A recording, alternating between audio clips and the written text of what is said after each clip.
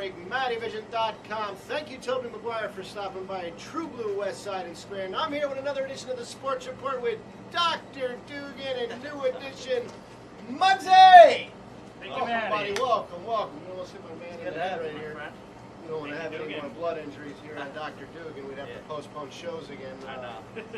He likes the way he looks. What's going on in the world of sports besides possibly the Yankees collapsing, the Red Sox collapsing, the Steelers stink, the Cowboys stink, the Lions are 4-0. Great googly moogly Dr. Duggan. Yeah, the Lions are 4-0, and the Eagles are 1-3. I don't know who would have predicted that when the season started, but that seems to be the case. A lot of Eagle fans around our area they're not too happy. Yeah, they're about to jump ship now. 1-3. They don't jump shit. They just throw batteries. Yeah, they don't jump ship. They just complain a lot. Or snowballs if it's winter. Yeah. Well, the Eagles dropped the big lead they had against the Niners this weekend. The Niners aren't the most strong unit as a team, especially offensively. Potential. Yeah, they have potential. They're solid defense. Questionable quarterback play, and the Niners actually, Alex Smith pretty much carved up the Eagles in their defense. And defense is supposed to be the Eagles' strong suit, one of them, especially with all the additions during the year. But again, their linebackers got exposed.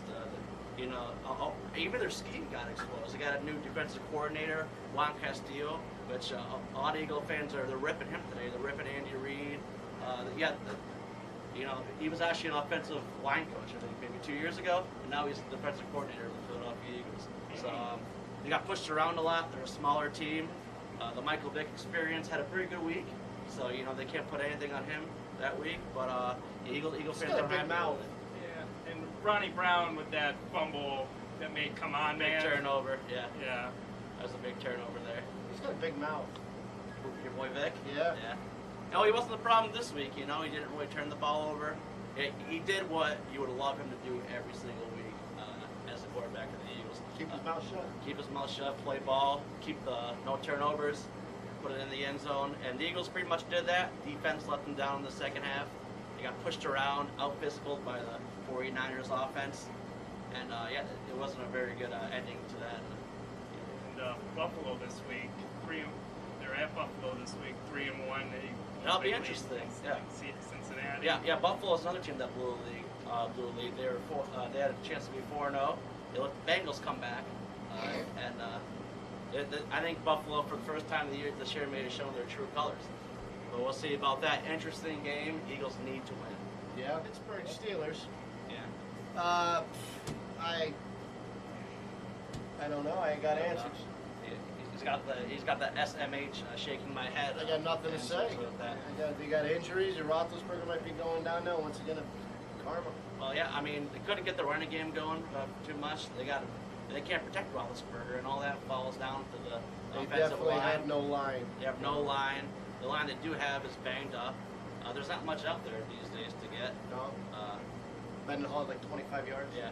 And I don't think their defense, their aging defense, is capable of winning a game on their own, like it has been the past few years. Right. Big Ben's he's going to be getting banged around a lot. So the Lions hurt. They can't get the running game going, which a lot of his big plays came from play actions, and that hasn't been happening. And the defense hasn't shown dominance. When Harrison has been ineffective so far, he was a big part of that defense. Him being able to rush the quarterback every passing down, he's pretty much, if he didn't get a sack, he would affect the play somehow, some way. Like I said before, the defense doesn't seem like they can single-handedly win games anymore. Going through the Super Bowl usually means going through Pittsburgh, and this year, Yeah, this year, I mean, no. the pendulum seemed to swing towards the Baltimore Ravens. Down the D.C. area, I was No, thinking. yeah. Yes. What you got? Anything to add on there, Muggsy? Well, the Steelers are gonna have a surprising team under Pittsburgh this week. Mike Munchak and the Titans are 3-1. That's a tough game for them to win, especially with that Titans defensive line. They're tough. And they can run the ball, so we're going to see how tough the Steelers' defense is. You know? Right. They got a smart quarterback, and Matt Hasselbeck seems to make the right decisions most of the time. And yeah, that's going to be a tough game, and that's a big benchmark to see if the Steelers can bounce back and beat a solid quality. Dallas Cowboys, Tony Romo, tell me about him. what's there to say? I mean, Dallas is 2-2, so it looks like Tony Romo literally won 2 games and literally lost 2 games. So he's about, half the time he's going to apparently blow the lead. So the Dallas Cowboys may end up at 8-8 this year. I don't know, there's not much to say with Tony Romo. What you see is what you get. And it's tough. It's tough to figure out. What do you think, Matty? Romo, I don't know. Romo, you never know what you're going to get every play. They're up 27-3, and the wheels came off on 2 passes. That's all I'm going to say about Romo. Yeah, big interceptions. Dallas has to learn, like all championship teams. Take their quarterback out after the 3rd quarter. No, you got to learn how to play with the lead, especially 2 or 3 scores lead. You know, and that doesn't mean you don't need to hit a home run when you're up 10 or 17. You can take your quarterback out after the 3rd quarter. You can check down. You can hit a 2-yard pass. Sometimes taking a sack is the right play. Okay. You're not forcing it 20 yards downfield. At the same time, I mean that Romo's the one making the play, so he's going to get the blame.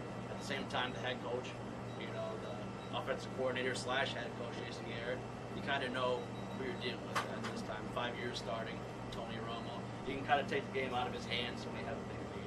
Call screen passes, run the ball. That's what I meant. It was a 27-3 lead. There's been a lot of 20-point comebacks in the league already this year. Teams forget. It's all about the passing, but you still got to run the ball. You still got to. Especially, you got to run that clock, grind it out, like you said. You need that closer. I mean, I was watching last night. LeGarrette Blunt broke a 45-yard run to win that game on Monday night. Yeah. It's a backbreaker. Dallas doesn't have a running back like that. But you still have to run the ball. It's a passing league now, but you still got to have somebody those last 5 minutes. And for the love of God, when you're up 17 at the end of the 3rd quarter, you got to win the game.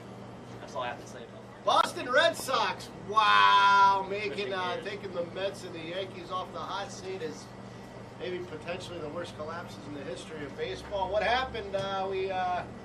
We could go to have our girl Jenny M here go to your prediction about the Red Sox winning the World Series right now, and hey, I can't really say nothing because she could also take this and put the Yankees losing tonight. and we can go tick for tat there because I believe someone to my right, the camera's left, for predict the Giants to win the World I Series. did the Giants. Yeah. So Yeah, the Giants season turned Buster Posey's plate collision. You're right. yeah, All that. and the Reds. Well, yeah, the Red Sox, you know, as a Red Sox fan, you didn't even want to see them in the playoffs, and they all came down to it at the end. They Yeah. were battered, bruised ego, and, you know, if you win 6 games or 8 games, whatever they did in the last month of the season, You don't deserve to be. you don't deserve to be there, and if you get there, they'd be home already. This afternoon, they'd be getting swept. Right. And who do you want to see be the new manager now with Franco now? I think that's a sin. Well, now that's the question. That's another good topic we should touch on. That's a sin. Yeah. I'm not a Boston fan, but who was the last Boston manager to take them to the World Series and win? Whoever managed Babe Ruth in 1918. I'm just saying. I'm just saying. Yeah, I mean, now it's a question: do you want an experienced guy like a Lou Piniella or someone to that effect, or do you want an up-and-coming, maybe younger guy? I don't even know what you need for this clubhouse. You know, reportedly a lot of Ozzie Guillen. oh, yeah, Ozzie Guillen. Guillen's going to be with the Marlins. Ozzie Guillen would play great with Boston with that meeting, wouldn't it? He's going to the Marlins, Muggsy? Yeah, it was like a trade, I guess you could say. It was one of those things where Guillen they were going to the Marlins, but the Marlins had to compensate the White Sox for that. So the White Sox sent some the Marlins actually sent some minor leaguers to the White Sox in exchange for Guillen. I mean, I think Ozzie would play well in Miami. I think he will. But Not a lot of people go to the games. He was the third base coach when the Marlins won the World Series back in 2003. And sorry, Matty, they had to beat the Yankees that year. New York Yankees, yeah, that was a good year. Guess who sit right now in the hands of A.J. Burnett? A.J. Burnett. I tell you, that's every Yankee fan's dream. Is pitching, you know. I made a joke. I said, watch Burnett come out and throw a perfect game tonight. One of my Yankee friends, Danny Salisbury, I believe it was, says he can't even throw a perfect inning, let alone a perfect game. Yeah. Well, I mean, as far as the Red Sox future, we'll see. Who's the next manager? You know, what kind of changes do they make? Theo Epstein probably going to be gone too, I imagine, and he's going to leave this. He's going to leave this team, you know, with a few crippled contracts. You know, you got your John Lackey that you have to have on your team for a Good few standard. years now, making enough money to have a 6 ERA an entire year, which you shouldn't have in a month. And yeah, so Theo, Terry are both gone. We'll see. Red Sox fans, stay tuned.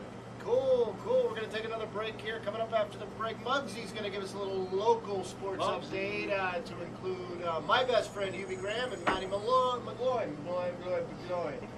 Good there, blooper there. You're watching Mattyvison.com. We dream big.